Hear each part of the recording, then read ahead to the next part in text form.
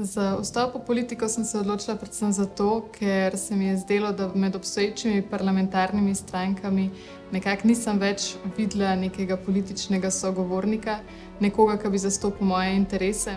Zaslužimo si pošteno Slovenijo. Slovenijo, ki bo nudila dostojno življenje tako mladim kot starejšim. Slovenijo, ki ne bo delala razlik med ljudmi, in Slovenijo, v katero se bodo ljudje z veseljem vračali. Družbo razvoja in napredka. Zaslužimo si živeti v varni, odprti, priložnosti polni družbi, kjer gradimo in utrjujemo enake možnosti za vse, brez izključevanja. V politiko sem stopil, ker je bilo skupaj z občani potrebno prevetriti Tržič. S sodelovanjem smo uspeli. Danes sem prepričan, da je treba prevetriti Slovenijo.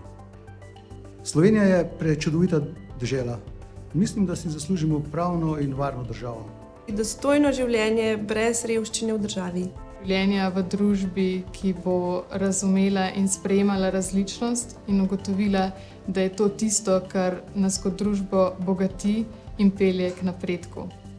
Zaslužimo si precej več vere v svetlejši, prijetnejši, preprostejši jutri. Zaslužimo si svobodo v pravem pomenu. Zaslužimo si zeleno, zdravo, kulturno bogato in ekonomsko trdno deželo. Mir pred politiko in mislim, da je skrajni čas, da se politika začne sekirati za ljudi, ne obratno.